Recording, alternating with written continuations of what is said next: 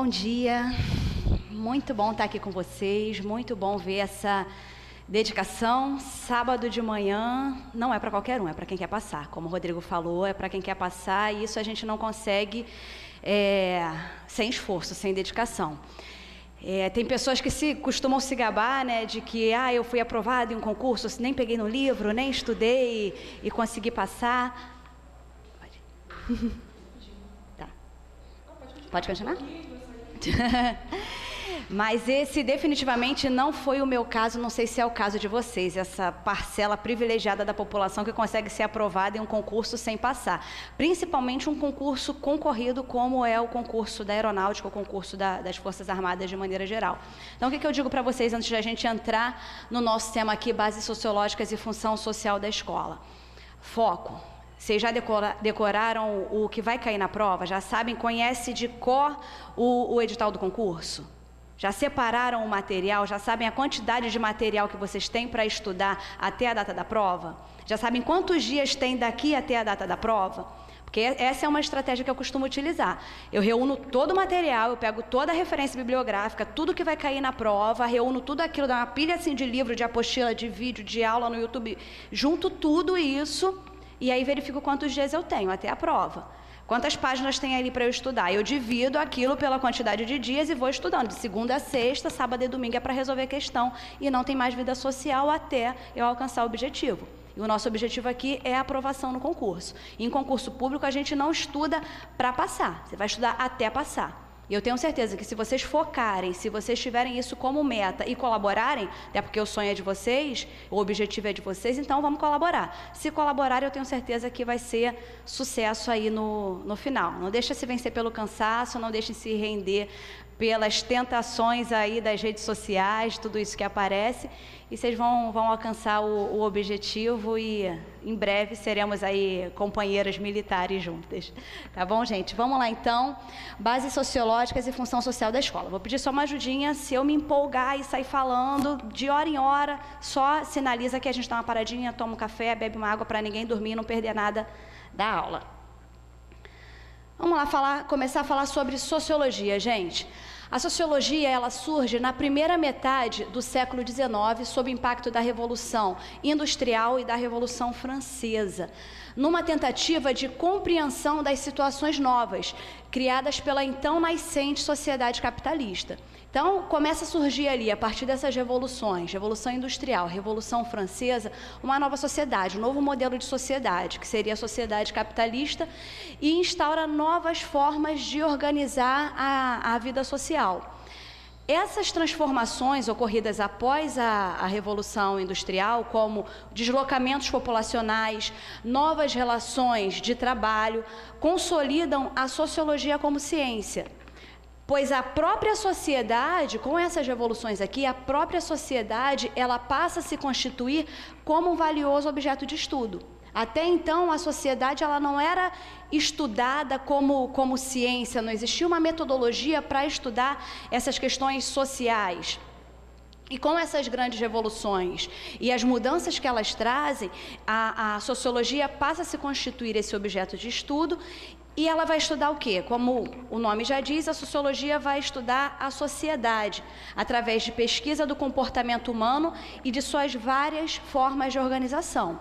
Essa é a base. Quando surge aí na primeira metade do século XIX, motivada por essas grandes revoluções, as mudanças sociais que elas provocam, mudanças políticas, econômicas, que vão trazer essa nova ciência, a necessidade de estudar a sociedade. O primeiro grande autor que nós vamos estudar aqui, Auguste Comte, que nasce em 1798 e morre em 1857, ele é considerado tradicionalmente o pai da sociologia.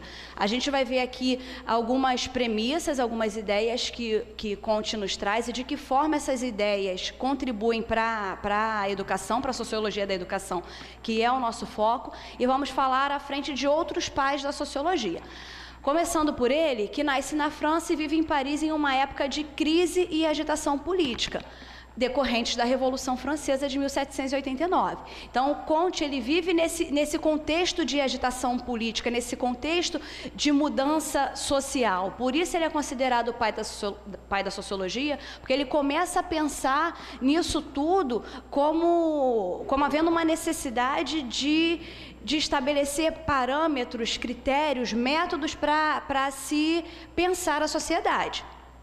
Ele foi um pensador preocupado com a formação do que considerava, aqui é importante, gente, uma civilização pacífica, racional e científica.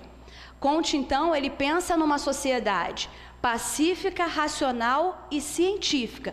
A gente tem aqui um deslocamento do eixo que antes trazia a teologia, o Deus como Deus, né, um elemento superior como centro, e a gente começa a pensar na ciência como centro, pensar numa sociedade racional, uma sociedade científica. Os fenômenos sociais não vão ser mais explicados por uma base religiosa, por uma moral cristã. Eles vão ser explicadas com base em concepções racionais, concepções científicas. Deixa eu ver se eu não estou saindo muito aqui da câmera. E Comte, ele traz para a gente a educação positivista. O que seria isso? A educação tem uma grande importância em seu pensamento. Para Comte, educação é uma questão essencial, uma questão a se pensar. Ele considera um meio de formação das novas mentalidades, necessárias para uma civilização de progresso e harmonia. Como ele falou no início, que Comte ele traz aqui as premissas da nossa bandeira, a ordem e progresso, porque o pensamento positivista é justamente isso, um pensamento direcionado para o progresso, para a harmonia, para a ordem. Aqui, ó, civilização pacífica, racional, científica, são as bases desse pensamento positivista. Então, essa formação de mentalidades, de novas mentalidades para a civilização de progresso e harmonia, vão constituir o pensamento dele, o que ele funda esse pensamento positivista. Para Comte, a preocupação com os estudos científicos da educação é prioritária e compõe o seu sistema de pensamento que define como uma doutrina. A doutrina é aquilo que vai moldar, vai direcionar um pensamento, uma forma de agir, uma forma de pensar.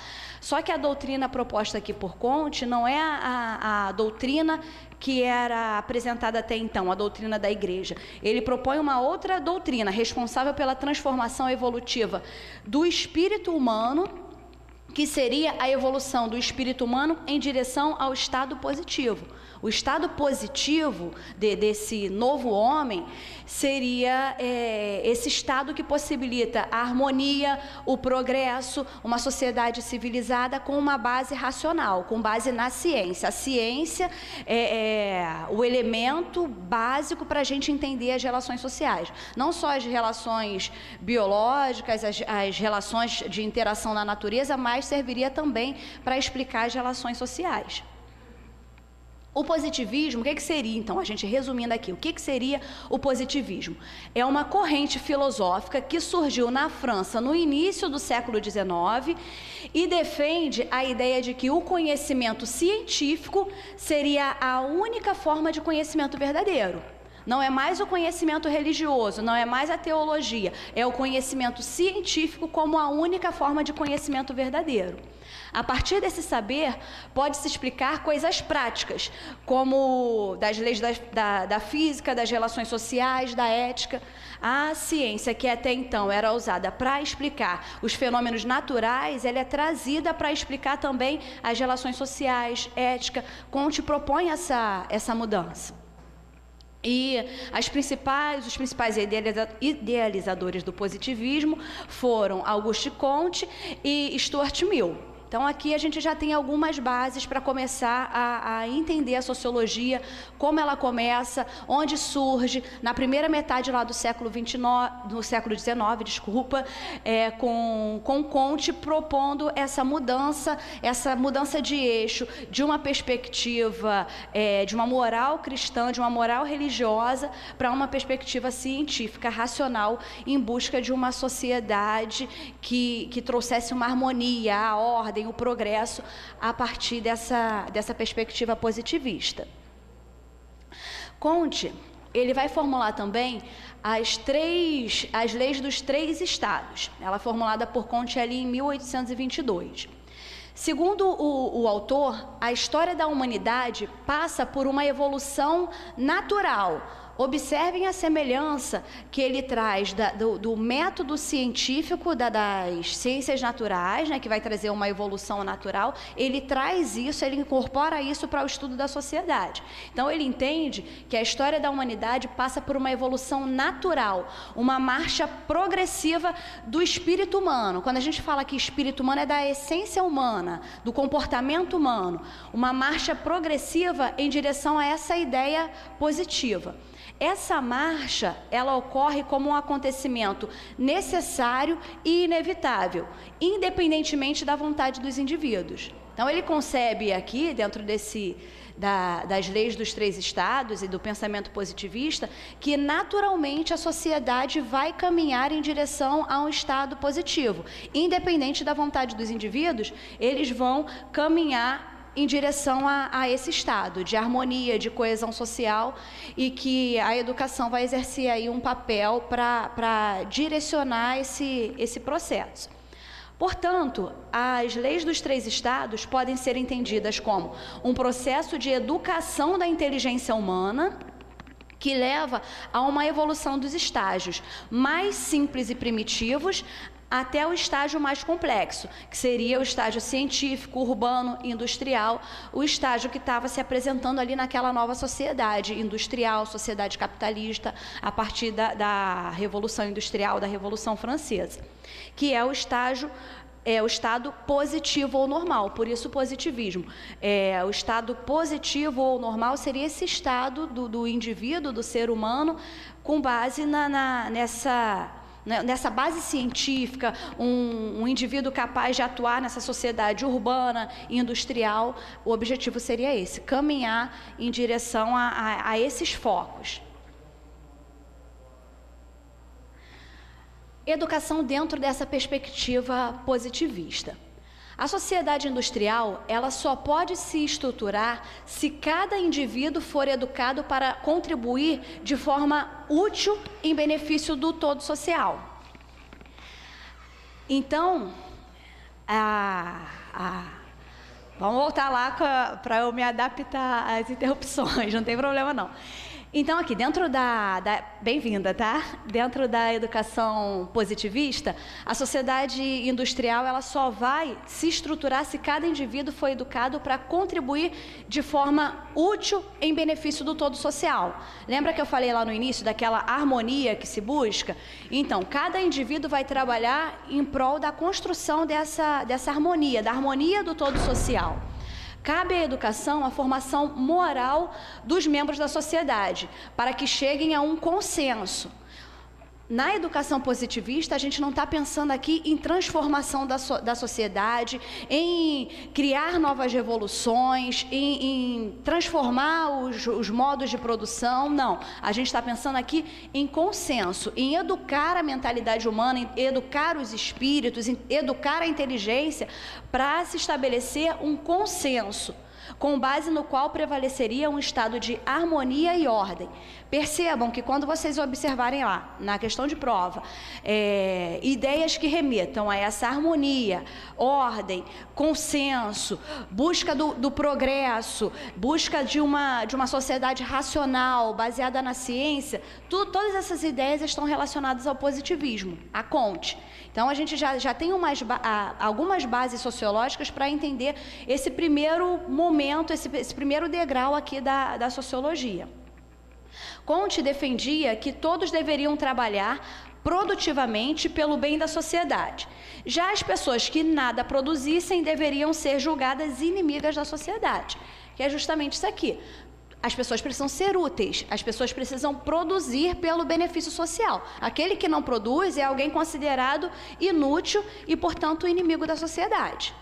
A ideia central da educação seria formar indivíduos produtivos. produtivos para aquela sociedade capitalista, aquela sociedade que estava ali em formação, para que se alcançasse o consenso, a harmonia, a ordem. Esses são os pontos centrais. Evidente, gente, que eu não vou me aprofundar aqui em grandes conceitos da sociologia, me aprofundar em todos os autores. A ideia é que vocês entendam algumas bases, alguns elementos chaves que façam com que, quando você se depara com a questão, você já identifica. Isso aqui está se referindo ao positivismo, isso aqui está se referindo ao marxismo ou a outras ideias da sociologia. Então, as bases iniciais da educação positivista são essas, a partir das ideias de Comte.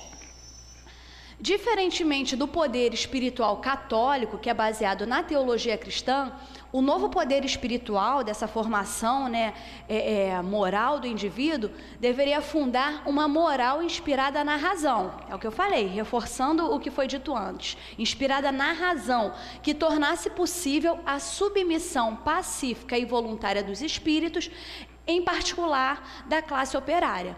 Era quase que uma religião, gente, e até hoje existe, foi fundada, inclusive, a religião positivista. Só que, diferente da religião cristã, que estaria baseada ali em questões metafísicas, em questões teológicas, esse aqui estaria fundada na razão, na ciência, trabalhando para moldar o espírito humano em prol da submissão pacífica e voluntária. Porque para que essa nova sociedade tivesse sucesso, para que esses indivíduos ali no chão da fábrica trabalhassem, produzissem em prol do capitalismo, era necessária, evidentemente, a submissão voluntária deles.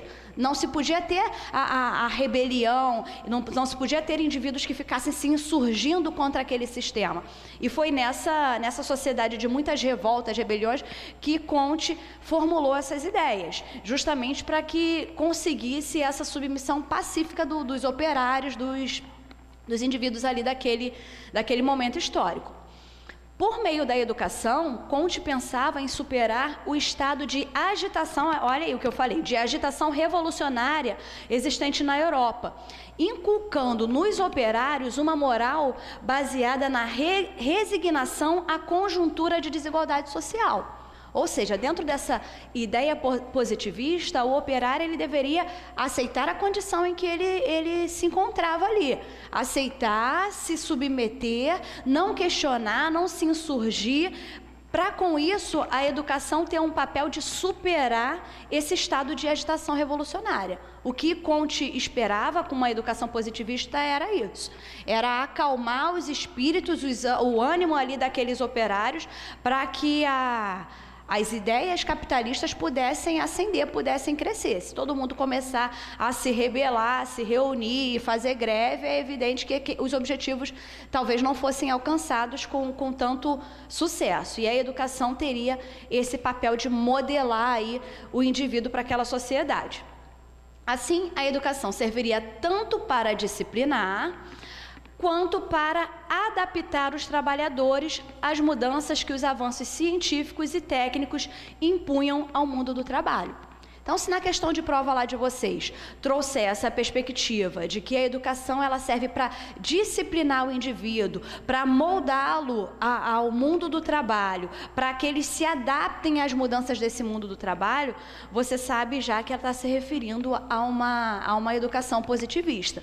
Não vai propor transformação, não vai propor reflexão, não vai propor mudanças, vai propor a adaptação desse sujeito àquela realidade ali. As mudanças, os avanços científicos e técnicos impostos pelo mundo do trabalho. Tá ok até aqui, gente? Então vamos lá. Uma síntese para a gente superar aqui essa primeira questão da educação positivista. Propunha-se uma aliança entre o coração e a inteligência. É o que eu falei, da razão. A gente não está propondo uma aliança entre um mundo espiritual, metafísico, não. A gente está propondo uma aliança entre o coração, a educação das vontades daquele sujeito, daquele indivíduo, e a inteligência, porque a base é a razão. Utilizando-se da educação como um veículo que levaria à formação moral às novas gerações, tornando o indivíduo capaz de controlar o seu egoísmo. Ou seja, o indivíduo ele tem um egoísmo inato, uma questão egoísta inata, de acordo com essa concepção positivista.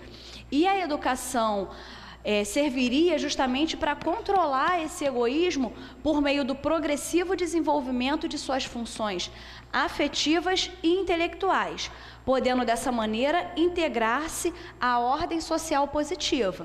O tempo inteiro moldando os corações, moldando as mentes, moldando o espírito, a partir de uma educação racional, para que esse indivíduo caminhasse em direção a essa ordem social positiva, que é uma ordem social baseada na razão, baseada na ciência, baseada no progresso e na submissão desses indivíduos à ordem ali que estava imposta.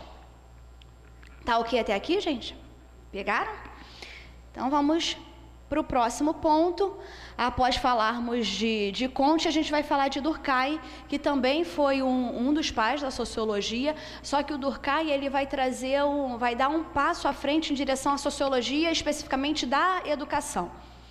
Embora Comte seja tradicionalmente o pai da sociologia, foi com Durkheim que a sociologia passa a ser considerada propriamente uma ciência com metodologia. Durkheim ele vai propor um método para se estudar a sociedade. Como estudar a sociedade? Eu não posso mais pegar as minhas experiências individuais e generalizá-las como se aquilo que aconteceu comigo fosse o que vai acontecer com toda a sociedade.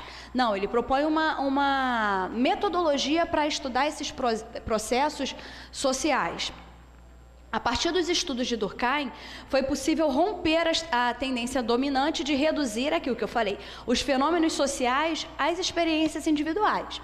Então, quando vocês virem hoje alguém pegando fenômenos sociais complexos e reduzindo a experiência, mas porque comigo foi assim, então vai ter que ser assim com todo mundo. A gente tem visto muito isso no cenário político atual. Se vocês virem alguém, observarem pessoas agindo dessa maneira, são pessoas que não têm uma base sociológica muito grande, o conhecimento da sociologia é muito grande, porque a sociologia nos permite entender que eu não posso pegar uma experiência individual, algo que aconteceu comigo, e dizer que os fenômenos sociais todos vão acontecer da mesma maneira, porque foi daquela forma comigo.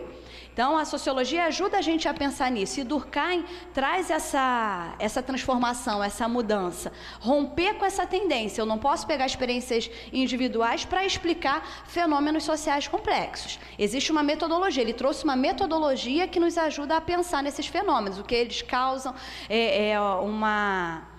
um olhar histórico sobre aquilo, como esses fenômenos sociais vão se desenvolver a partir do método que foi criado.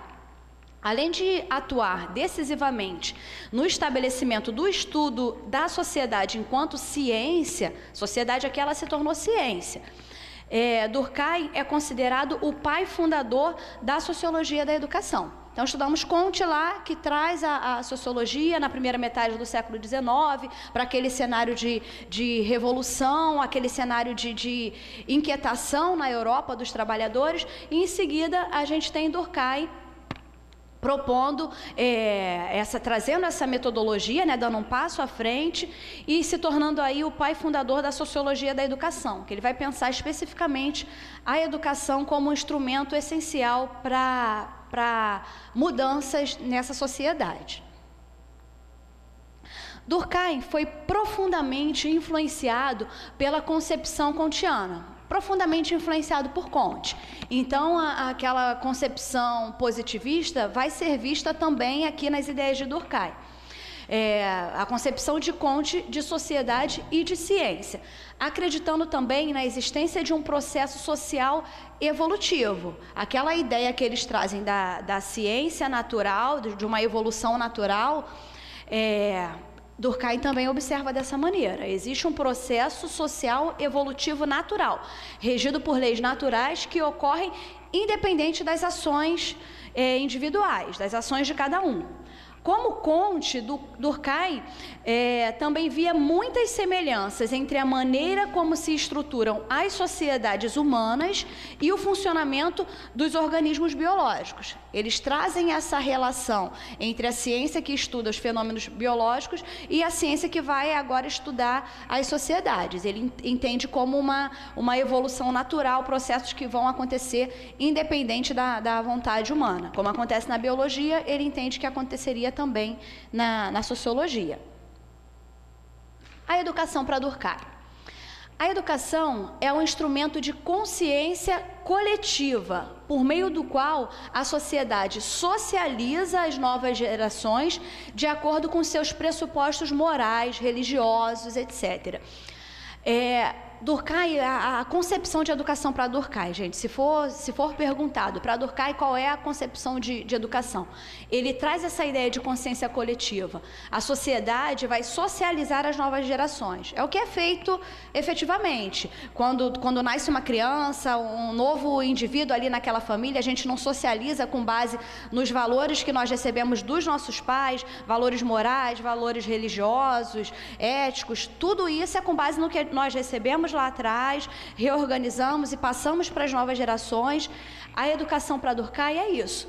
A sociedade ela vai socializar as novas gerações. As gerações que vão nascendo, vão surgindo, vão ser socializadas pela geração anterior com base nesses pressupostos morais, religiosos já existentes. Cada sociedade, considerada em momentos determinados do seu desenvolvimento, possui um sistema de educação que se impõe aos indivíduos de um modo geralmente irreversível.